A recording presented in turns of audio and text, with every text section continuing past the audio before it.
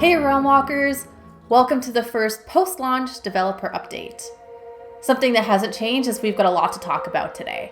So if you're short on time, feel free to use the timestamp chapters to skip around. Otherwise, let's jump right in, starting off with a message from Inflection Games CEO Aaron Flynn. Hey everybody.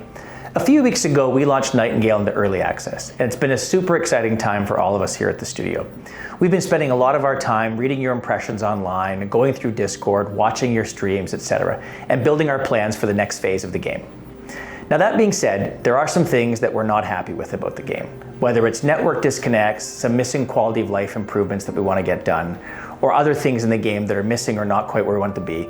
We're working hard to address those things right now and to make sure that you get the best playable experience possible. Now on that front, we have a patch going live which is going to address one of our biggest concerns, which is network disconnects. Really exciting for us to get that done for you. To everyone who's been jumping in, giving us lots of feedback and your impressions, we really appreciate and cherish your thoughts very much. Your thoughts and considerations really help us prioritize where we want to spend our time and help us hone and sharpen our vision for where we want to take the game. So thank you again.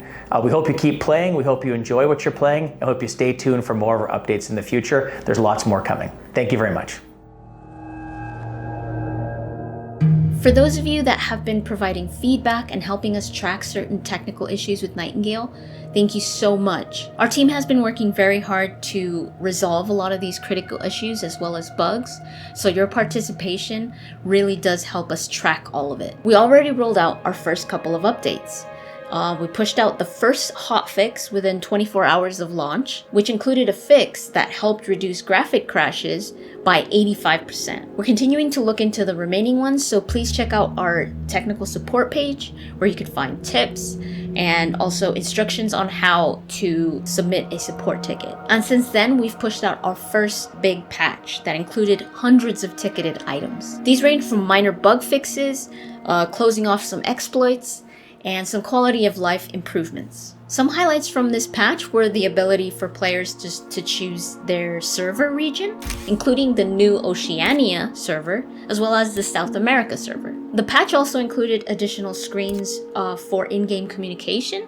So if the devs want to give the player any kind of information, for example, server downtimes, a banner will now replace the shards not found and actually give you the expected downtime and when the server is actually down. Other things that were addressed in this patch were things like some seeds not growing in certain planters, the escape button sometimes being unresponsive, and some other localization updates. And the exploit by using favorable water bottle prices, that was removed as well. If you'd like to see the full patch notes of this big update, we'll provide the link in the description. So since we started to put this dev update together, an incident happened over this past weekend where players were losing their respite realms. The team got to work immediately and have been successful in rolling back players' respites to a save before the incident happened, restoring their estates. Additionally, after a lot of investigation, the team pushed out an emergency update on Sunday, and since then, we haven't seen any new reports of players losing their respite realms. We're very sorry to everyone that has been impacted, and will continue to ensure that everyone gets as much progress back as possible, as we work hard to prevent this from happening again in the future. Speaking of exploits, we've heard that some players have discovered ways to get gear and weapons that are way beyond the intended current game experience. While we applaud the inquisitive and curious nature that led to the discovery of these systems, we have heard that it's causing some issues for others in public vaults. We intend to remove these systems and do some balancing in a future update. But in the meantime, we ask that users who are using these overpowered things to be considerate of others and not use them in public vaults. It's also possible to run vaults without public matchmaking by getting cards from the Essence Trader in the Watch and then using these in portals in your own realms. And if you want to party up with others, feel free to join us on Discord, where we have a Looking for Group channel for community members to party up with others.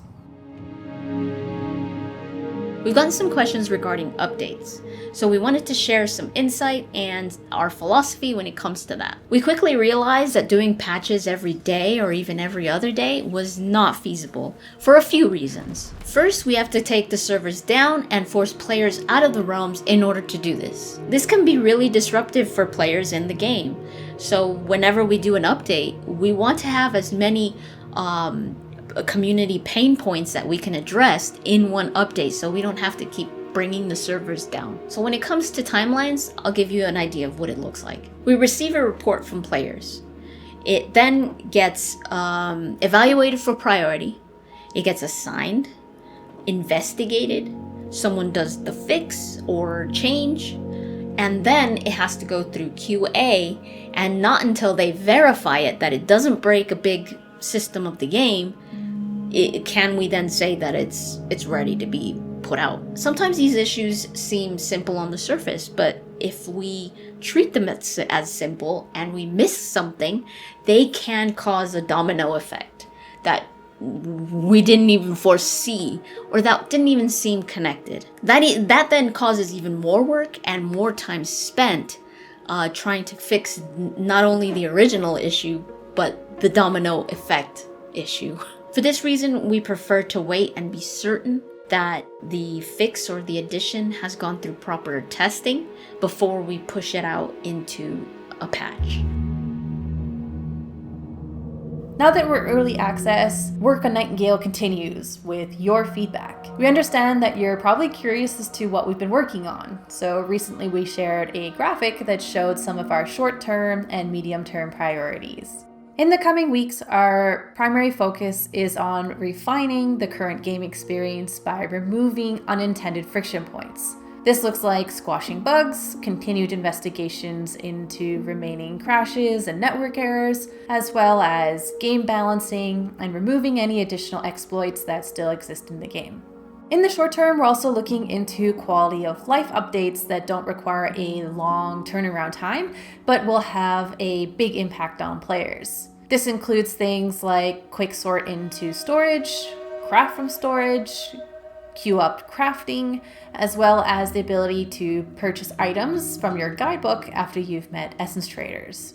Keep an eye on our socials for the latest news on these updates as to when they're happening and what's going into each one, as well as for upcoming community events. Looking forward to things we're working on further out in the next few months or so are things that take longer to develop. These are things like improvements to creature AI, additional weapon types for different early game combat options, additional recruitable NPC features to make them more useful and engaging, evolving building structure limits. This does not include bugs and issues to building and structure allowances.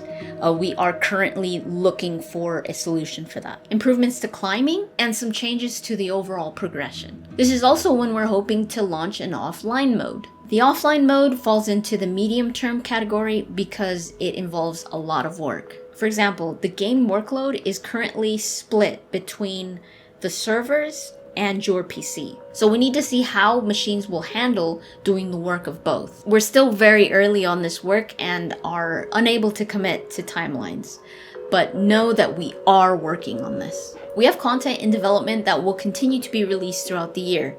For example, new POI experiences, new biomes, and new creatures. But as development continues, we will keep you updated. So please keep the requests and suggestions coming. And that's it for today. Thanks again to everyone who's provided their input since Nightingale's launch. If you'd like to contribute to the conversation, please check out our description where we will have links to our bug and feedback boards, as well as our player support portal in case you're running into any technical problems. Take care, Realm Walkers. We'll see you in the Feywilds.